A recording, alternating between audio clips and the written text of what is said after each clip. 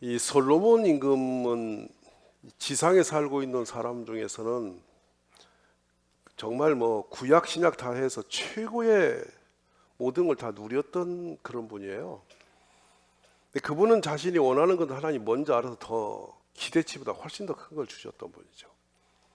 물론 이제 아버지 다윗의 그 은혜 그 받아서 자신은 거저 그냥 얻은 축복입니다. 그래서 문득 보면은 다윗은 자신의 믿음으로 일어선 분이고 솔로몬은 아버지 것을 그냥 누린 사람이라고 보면 돼요. 그러니까 다윗은 끝날 때까지 하나님의 영광을 노래하면서 세상을 마치고요, 솔로몬은 헛되다고 정리를 끝내요. 참 묘한 구조예요. 더 많은 것을 가졌지만 이 솔로몬의 고백은 헛되고 헛되며 헛되고 헛되다, 그 사람이 모든 것이 다 바람을 잡으려는 것 같다 이러면서 자기 삶을 그렇게 끝을 내요. 저는 믿음의 여정이 얼마나 위대한지를 다시 이곳에서 볼 수 있는데요, 저는 그 놀라운 축복을 받았던 솔로몬이 오늘 본문에 이 시를 기록을 해요. 그런데 거기서 나오는 게 뭐냐면 가정을 세우는 것부터 시작합니다. 국가를 전쟁 한 번 없이 마음껏 누렸던 왕이 가정 세우는 것이 사람의 힘으로 안 돼 이라고 정의를 해요. 우리는 모두가 생각하기를 내가 잘하면, 열심히만 하면, 또 내가 착하게 살면 가정을 지킬 수 있어, 이런 생각을 우리가 모두가 해요. 근데 사실은 우리의 능력의 한계를 우리 능력의 한계를 뛰어넘어서 가정 하나도 세울 수 없다. 참 조심스러운 접근인데요, 가정은 하나님이 세우신 기관 중에 최초의 기관이면서 최소의 기관이에요. 가장 작은 기관이거든요. 그 가정을 들여다보면 부부가 있고 자녀가 있고 부모님이 계세요. 가장 친숙하고 가깝고 서로가 의존되고 가장 이해가 잘 될 수 있는 그런 관계들이죠. 나중에는 남남이 만났지만 부부는 사랑으로 하나가 되어 살아가고, 또 이어서는 자녀들 역시도 이제 혈통을 이어가기 때문에 전혀 낯설지 않는 공동체죠. 근데 그런 가정을 왜 세우기 이렇게 어렵다는 거죠? 그냥 저절로 놔둬도 좋은 구조인데 왜 이렇게 망가지는 거예요? 그래서 이 가정을 세우는 것이 이 본문에 여러분 보시면은 우리의 수고가 헛되고, 뒤에 가면 너가 일찍 일어나고 늦게 누우며 수고의 떡을 먹은 것도 헛되다 이렇게 하거든요. 인간의 몸부림을 다 해서, 우리의 도리를 다해서, 인격을 다 쏟아서, 노력을 다해서 세상에서 여러분이 어떤 위치에서 성공을 하든 안 하든 간에 거둬들이는 모든 소산을 어디로 갖고 가냐? 가정으로 가져가요. 근데 그를 가지고서 가정에서 뭐 그렇게 부족하다는 거예요. 근데 우리 사람들이 상처를 받고 가장 마음이 고통스러워하고 힘든 문제들을 어디서 다 일으키냐면 가정에서 일어나요. 밖에서 일어나는 문제는 피할 수가 있는데 가정에서 나타나는 문제는 피할 방법이 없어요. 올곧이 온 몸으로 삶으로 다 견뎌낼 수밖에 없는 게 가정의 구조예요. 동네 사람이 다 나빠도 우리 남편만 좋으면 괜찮은 거거든요. 맞죠? 근데 사람 다 좋은데 우리 남편만 비틀어지면은 그 가정 그때부터 지옥이잖아요. 묘한 구조예요. 세상 사람 다 사고 쳐도 괜찮아요, 우리 집사람만 제자리 있으면. 근데 우리 집사람이 보따리 싸고 나왔다 들어갔다 하면 사고 나는 거잖아요. 그러면 가정이 무너지는 거잖아요. 결국에는 어마어마하게 다 세상이 큰 구조 속에서 이 작은 가정, 이거 하나 세우는 게 그렇게 어렵단 말인가? 근데 사람들이요, 이 가정의 소중함이나 이 구조적 원리를 잘 이해를 안 해요. 근데 종종 언제냐면 여성들은 가정 집중적도가 도가 높아요. 근데 남성들은 가정을 아주 작게 소홀하게 여겨요. 저절로 그냥 있어지는 걸로 생각하는 사람도 많아요. 근데 절대 그렇지 않아요. 오늘 본문의 말씀을 대하면서 가정의 원리와 중요성에 대해 다시 한번 우리가 생각하면서요, 가정 하나 제대로 세우면 국가도 세우는 거고요. 아멘입니까? 가정을 다스리지 못하면 아무것도 할 수 없는 사람이 되는 거예요. 그래서 우리나라, 우리 동양에도 가화만사성 그렇습니다. 가정을 화목하게 못하는 사람은 어떤 것도 이룰 수가 없는 사람. 근데 가정을 화목하게 세우는 사람은 세상 모든 걸 다 다스릴 수 있는 사람. 이렇게 돼 있죠. 심지어 디모데서에 가면은 집사도 가정을 잘 다스리는 다음에 집사도 세우라고 해요. 근데 가정을 무책임하게 하는 사람은 집사 자격도 없다라는 것이죠. 조금 전에 말씀드린 것처럼 혈통적으로나 사람의 만남 대해서 아내 한 사람 또 남편 한 사람만 잘 지내도 가정은 서는 건데, 그것이 그렇게 한 사람과의 관계도 그렇게 못한다면 나가서 무슨 일을 더 하겠어요? 그래서 제가 묻고 싶은 게 있어요. 여러분의 가정은 안전하세요? 괜찮으세요? 지금 이대로 행복하십니까? 언젠가는 괜찮은 것 같은데 어느 날 갑자기 폭풍과 몰아치는 가정도 많아요.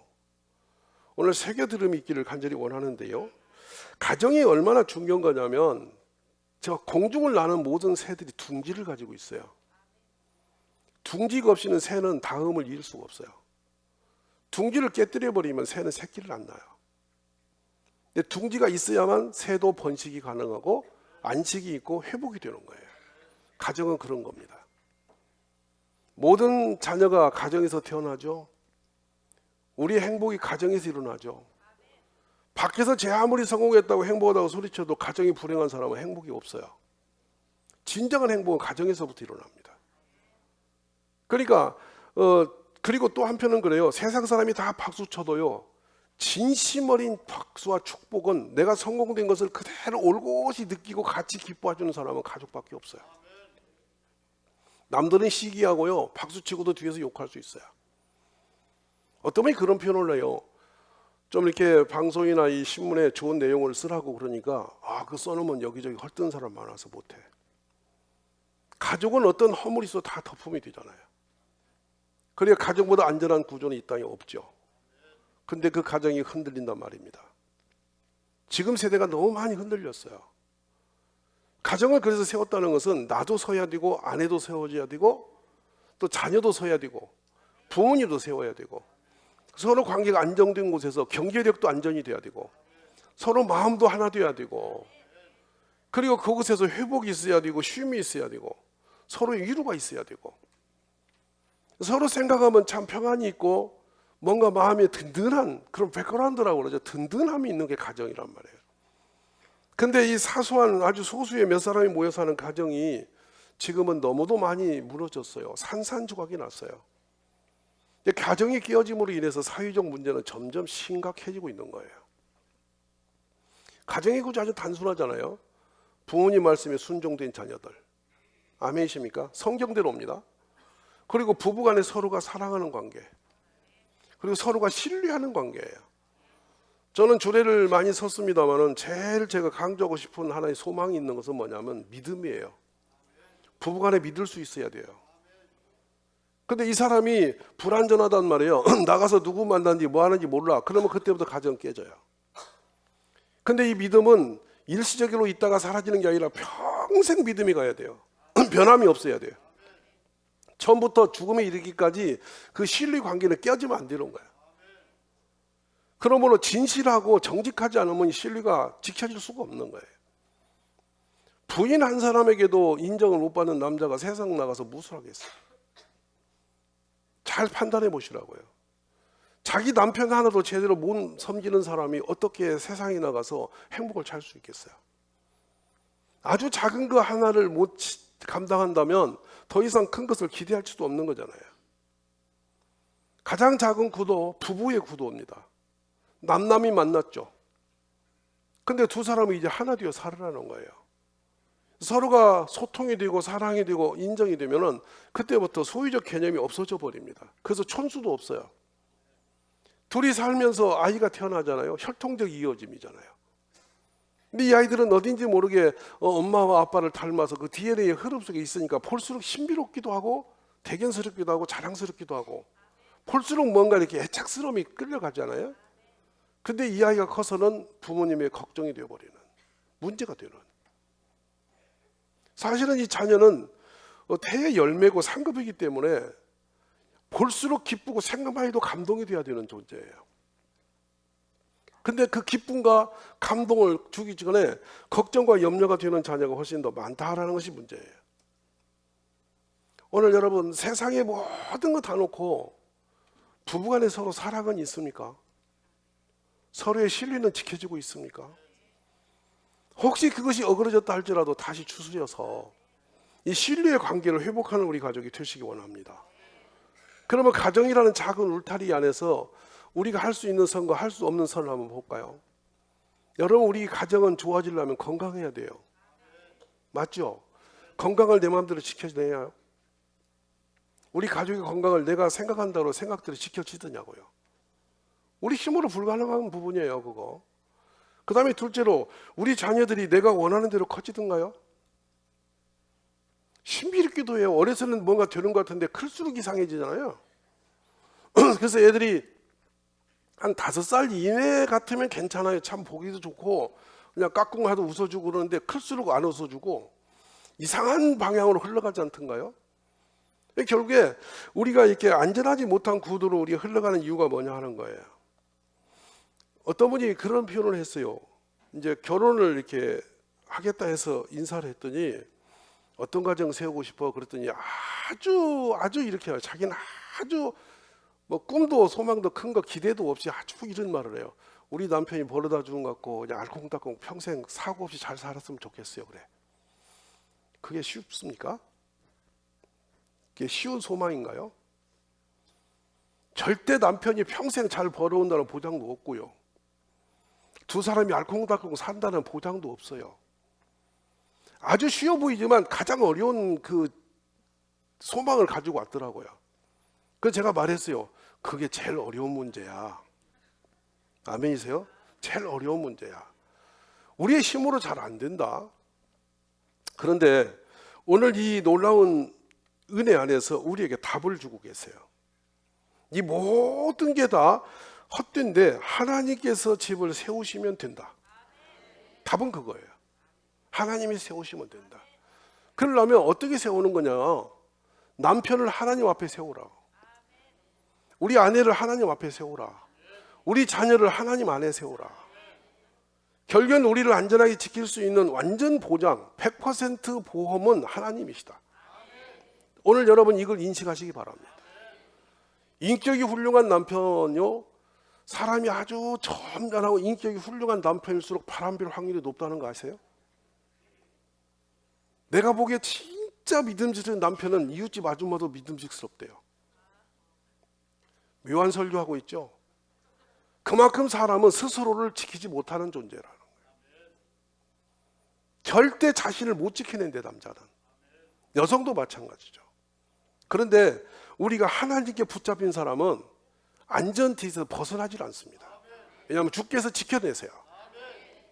지금 솔로몬이 외치고 있는 얘기가 그 얘기예요. 결국에는 부부가 부부를 못 지켜준다는 얘기거든요. 심지어는 자기 자신도 자기가 못 지킨다는 거예요. 그런데 나와 부부도 못 지키는데 무슨 자녀까지 우리가 어떻게 세울 수 있겠어요? 자녀 역시도 우리의 힘으로 불가능하다는 거예요. 그러므로 자녀도 어려서부터 하나님 말씀 앞에 세우라는 거예요. 말씀이 그 속에 심령이 들어가고요, 성령의 인도를 받고 기도하는 자녀라면 절대 딴 길로 흘러가지 않아요. 하나님과 거리가 생기는 것부터 우리는 어둠의 역사가 일어납니다. 종종 위험을 느끼는 것은 교회에서 컸는데 아이들이 큰 다음에 하나님을 등지고 세상으로 간 아들이 많아요. 요즘에 젊은 청소년들의 제일 많이 일어나는 문제들이 어디 온지 아세요? 술과 마약입니다. 그들이 자신의 의지적으로 그걸 컨트롤이 안 됩니다. 그러니까 그쪽으로 끌려가서 무너지는 거예요. 모든 사건과 사고 속에는 반드시 술과 마약에 거의 지배를 당하고 있어요. 그런데 하나님을 제대로 믿고 자라는 아이는 결코 그런 곳에 의존하지 않거든요. 저는 그러므로 오늘 우리가 붙들 것은 하나님뿐이다. 하나님 앞에 세워지는 우리 가족이 되시기 원합니다. 가정이 얼마나 소중한지요, 야곱이 형의 위험을 도망쳐서 나반이라는 외삼촌 집에 살아갑니다. 20수년을 살았어요. 근데 어느 날 가정에 대해서 처음 인식을 해요. 자신이 그토록 사랑한 라헬이 사랑하는 아들을 낳은 거야. 이 아들 이름이 요셉입니다. 얼마나 예쁘고 좋은데 그 아들을 딱 보는 순간에 딱 야곱에게 정신이 번쩍 돌았어요. 그리고 무슨 표현하냐면, 위삼촌에게 지금까지 하나님께서 복을 주셨는데 그러나 나는 언제나 내 집을 세우게 됩니까? 지금까지도 가족과 살았어요. 근데 자신의 가정을 세운 적이 아니라 삼촌네 가정을 세워주고 있었던 거예요. 근데 드디어 이 나이 들어서 요셉이 정신을 든 것은 아들이 낳을 때 번쩍 정신이 들어서 나와 내 집은 언제 세우죠? 이걸 의문을 품고 고백을 하고 있어요. 오늘 이 질문이 야곱의 고백이 우리 고백이 되기를 원합니다. 그래서 문득 그냥 우연히 살아내는 가정이 아니라 우리 가정은 제대로 세워졌나? 우리 남편은 말씀 아래 제대로 세워졌나? 또 우리 아내는 괜찮은 사람인가? 우리 자녀는 우리가 말씀으로 지금 세워지고 있는가를 짚어볼 수 있는 지혜가 있기를 바랍니다. 여러분 40년 동안 가나안에 있는 이방 족속과 끝없는 전쟁을 계속하고 드디어 정복을 하고 그 땅을 거의 분열을 다 이제 나눠서 분깃을 나눠서 여호수아가 이제 전쟁을 끝내면서 외친 얘기가 뭔지 아세요? 기가 막힌 이야기를 합니다. 나는 이제 세상을 정복했다. 승리했다. 이제는 내가 승리의 모든 걸 누리리라 이렇게 표현하는 것이 맞아요. 근데 그러지 않고 뭐라 하겠냐면 너희가 섬길 자를 오늘 택하라. 오직 나와 내 집은 여호와를 섬기겠노라. 신비로운 고백을 합니다. 그렇게 수많은 전쟁에서 피 터지게 목숨 걸고 싸우고 평생을 달린 분이 결국엔 뭐냐면 오직 나와 내 집은 하나님만 섬길게. 왜? 그 놀라운 전쟁을 다 거치고 역전에 역전을 해서 달려와서 평생 수고를 다해 돌아보니까 결국에 나를 여기까지 인도하시고 세우신 분은 하나님뿐이다. 그러므로 내가 붙들고 내 자손들에게 세울 곳은 하나님 앞이다. 이것을 선언하는 것이죠. 오늘 막연하게 교회를 다니시지 마시고 우리 가정을 하나님 앞에 세우는 지혜로움이 있기를 원합니다. 그래서 보면 우리 자녀들도요, 아예 어릴 때부터 아기 때부터 자꾸 그렇게 세워야 돼요. 말씀을 세워야 돼요. 오직 하나님 말씀을 마음에 품고 자라면 곁길로 갈 수가 없이 됩니다. 어려서부터 그렇게 자라나게 하시고 종종 어떤 남편들이 저에게 묻는 질문이 있어요. 우리 아내가 과하게 미쳤다고. 어디에? 교회에 미쳤다고. 적당히 믿게 해달라고. 그래서 제가 그런 분에게 맞죠. 아내가 과하게 술에 미치면, 과하게 밖에 나가 노는데 미치면 어떡할 거냐 내가 물어요. 그럴 리가 있냐고. 아니 대다수가 그러니까. 다수가 그러니까. 교회에 과하게 미치는 게 말리면은 아마 술에 미칠 수도 있잖아. 어느 쪽이 괜찮은가를 선택하시라고. 저는 교회에 미쳐서 사고 친 사람 별로 못 봤어. 하나님께 미쳐서 나쁜 사람 별로 안 봤어. 우리 하나님은 어둠이 없는 분이에요. 그림자가 없는 분이에요. 빛 가운데 계신 분이라 우리를 좋은 쪽으로 인도하시는 분이에요. 그러니까 아내를 가장 안전하게 세우려면 하나님 앞에 세우라고. 교회에 푹 빠져야 밖으로 안 나가. 다리 양쪽 살짝 걸치면 넘어질 수 있어. 이제 그냥 교회 다니려면 제대로 다니게 밀어주라고. 그러면 당신이 평생 안전할 거라고. 맞으시면 아멘. 모르기 때문에 그러신 것인데 저는 이런 부분에서 정말 진실로 권면하고 싶은 것은 우리 남편도 아내도 우리 자녀도 교회와 하나님 앞에 깊이 들어오도록 하시라고. 여러분 절대로 불안전하지 않습니다. 하나님이 가장 강하시고 가장 전능하시며 그 능력으로 우리를 지켜주심을 믿으시기 때문입니다. 자, 그렇습니다. 저는 종종 신혼부부들에게 사도행전 10장을 설교하기를 좋아합니다. 새 가정을 세운 분들에게 꼭 권면하는 부분이 있죠. 거기는 이탈리아 로마의 백부장 고넬료 이야기가 나와요. 그런데 이분이 어떤 사람이냐면 그가 항상 그 집안과 더불어서 경건한 사람이었는데 하나님을 경외하고 백성을 많이 구제하고 하나님께 항상 기도한 사람이었어. 그러니 하나님이 그걸 기억하시고 고넬료에게 천사를 보내서 응답하십니다. 너 기도와 구제가 하나님 앞에 상달되어 기억하신 바가 되었다. 아멘. 우리 이런 지혜로운 가정을 세워가시기를 간절히 축복합니다. 두 번째로 국가입니다. 여러분 나라가 안전해야 우리가 안전하죠.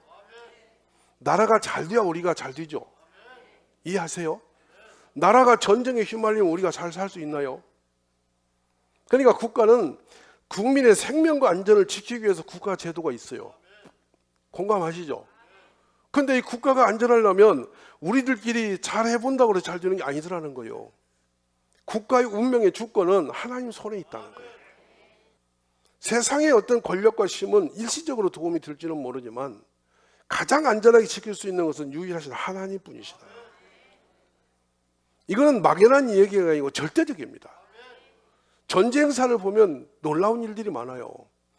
상대가 안 되는 전쟁인데, 이길 수 없는 전쟁인데 갑자기 어떤 자연재해 환경에 의해서 이기게 만드시는 기적 같은 일이 엄청 많이 일어나요. 우리가 2차 세계대전을 종식시킬 수 있는 큰 사건이 하나 있었죠. 그게 노르망디 상륙작전입니다.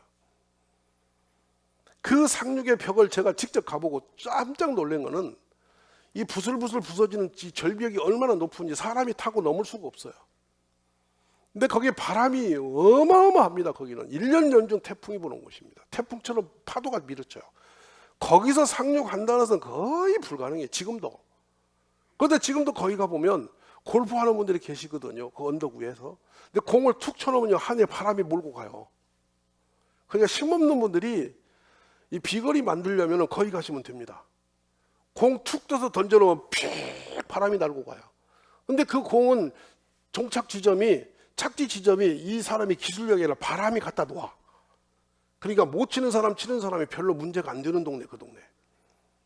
얼마나 신비롭습니까? 근데 그곳에서 배를 대고 군인을 상륙시키고 그 너머 계곡을 지나서 전쟁을 한다, 거의 불가능해요. 그런데 기상 조건이 그때의 그 상륙작전을 기적처럼 도워요. 그래서 독일이 상상도 안 한 상륙작전을 성공적으로 일으켜서 독일을 밀어붙일 수 있도록 만드신 거예요. 그러니까 그 전쟁이 끝난 뒤에 뭐라 하냐면 이건 하나님이 하셨다. 이 세상의 모든 운명의 고조는 주께서 하시는 겁니다. 오늘 이런 희망을 갖고 우리 가정도 이제 내심도 물론 필요하지만 철저하게 하나님 말씀으로 세워가는 가정을 이루어 가시기 바랍니다. 금년에 제가 그러므로 가정에서 출애굽기부터 여러분이 필사 성경을 써보시라는 이유가 그냥 하는 게 아닙니다. 자녀와 함께 쓰십시오. 가족끼리 쓰세요. 쓰셔서 서로 나누세요. 말씀을 서로가 나눌 때 믿음이 생기는 거예요. 그 믿음이 우리 가정을 지켜낼 줄 믿으시기 바랍니다. 절대 여러분, 젊은이들에게 제가 늘 당부합니다. 지금 남편이 나한테 잘하는 거 평생까지 잘할지 안 할지는 아무도 모릅니다. 나이 들면 이상한 사람 많이 생깁니다. 그러니까 지금 젊어서 말 들을 때 성경 가르치세요. 왜 아멘이 없으세요? 지금 말씀으로 잘 안 키워놓으면 이 남자가 불완전한 사람이고, 지금 말씀으로 잘 세우지 않으면 오지가 지킬 방법이 없어요. 어린아이도 제가 늘 말하죠. 어려서 여러분이 집에다 놓고 다니는데 정말 위험합니다. 어려서부터 여러분이 다니고 다닐 때 내 곁에 우리 집에 같이 살고 있을 때 항상 데리고 예배당에 오셔야 됩니다. 와서 애들과 함께 말씀을 듣고 같이 말씀을 나누고 이렇게 말씀 속에 우리 자녀를 키워야만 여러분 안전하게 됨을 믿으시기 원해요. 저는 국가도 그렇게 생각해요. 우리나라가 아무리 지혜를 짜도 사람의 힘으로 우리나라 지켜낼 수 없어요. 모든 상황이 안 그렇습니까? 우리 조건이. 그런데 저는 하나님이 지키심으로 이 땅이 안전하다고 봐요. 왜 이걸 자랑스럽게 자신 있게 말할 수 있냐면은 우리 대한민국의 5,000년의 역사를 뒤돌아보셔요. 지금처럼 안전한 시대가 있었는가 만져보세요. 지금 우리가 거의 6.25 사변 이후로 70여 년 동안에 우리 대한민국이 가장 평화로운 시대를 살아가거든요. 경제적으로 가장 먹어서 배불러서 남아 돌아가는 세대를 처음 살아봅니다. 감히 우리가 중국을 선도하고 일본에게 아순소리 않고 뻣뻣이 서서 당당하게 일어설 수 있는 시기가 언제 있었는가 돌아보셔야 됩니다. 여러분은 그냥 듣죠. 우리의 약한 역사를 덮어놓는데 외관이라는 말이 우리나라 지금도 땅이 있어요. 외관이 뭔지 아세요?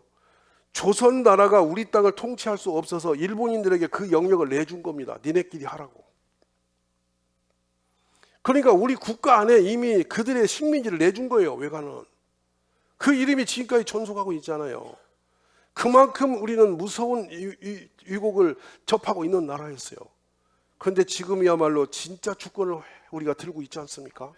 아멘이십니까? 지금처럼 잘된 나라가 언제 있었냐는 거예요.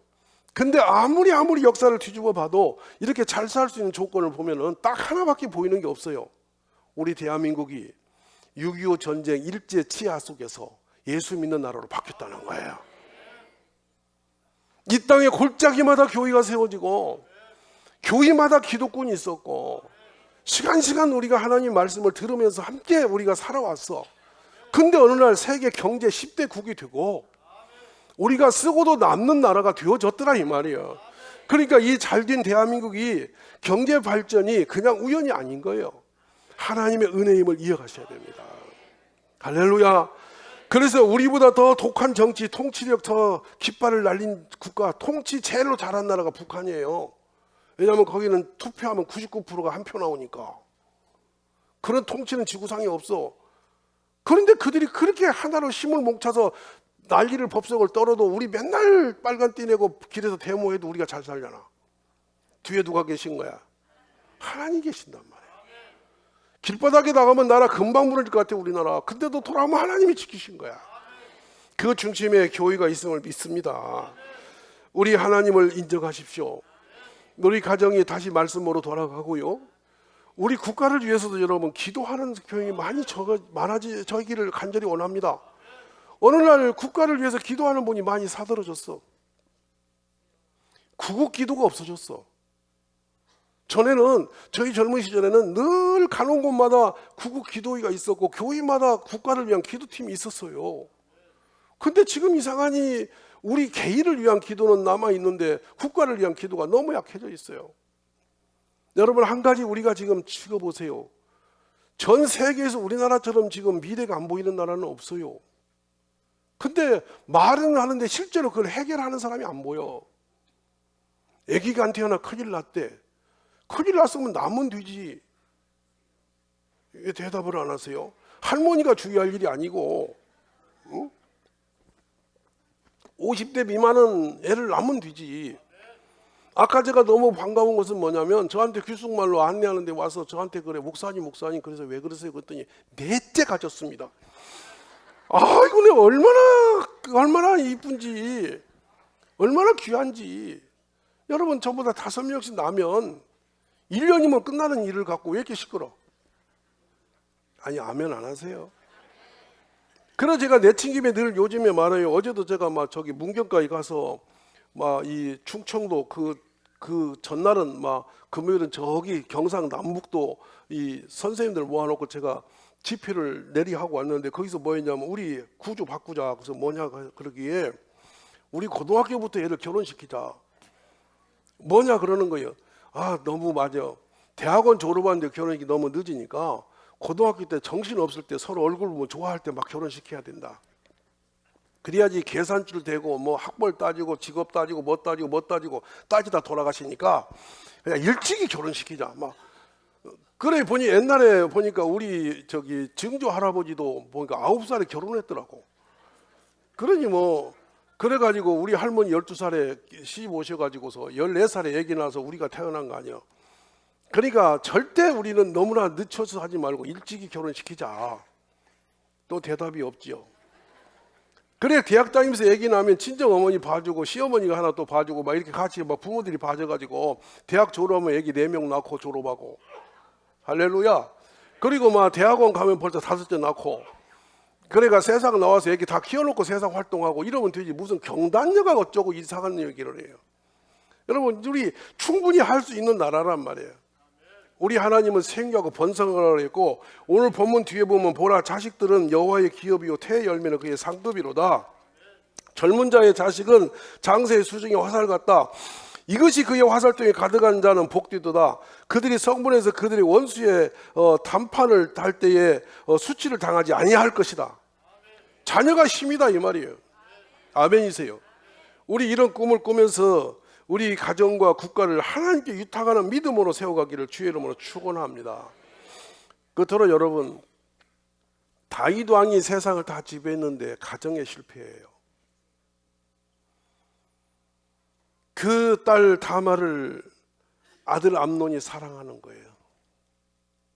그런 결국에 아버지를 속여가지고 자기가 상사병에 들어누웠는데 다말로 하여금 자기 음식을 좀 수정들게 해놓고 기가 막히게 암논이 다말을 저기 하는 거예요. 그랬는데 그 뒤로 또 이 다말을 미워하는 거라. 이 다말이 정신병이 들 만큼 공고해져 있어요. 그걸 바라보는 오빠 압살롬이 너무 마음이 상처를 받아. 그래 잔치를 여놓고 아버지를 부르니까 아버지가 안 가죠. 뻔히 안 가죠. 그러면 형을 좀 보내달라고 불러가지고 부하를 지켜서 그 암논을 죽여버리는 거예요. 이 사건이 거기서 그치질 않아요. 결국엔 나중에 이 압살롬을 귀향을 보내놓고 나중에 불러들여놓고 아버지가 그 상처가 있으니까 이 아들을 멀리한다고 그랬더니 압살롬이 나중에 반역을 해버리잖아요. 그래서 아버지가 그 맨발로 기드론 골짜기로 도망을 치면서 그 순환을 다 겪고 무너져 버리잖아요.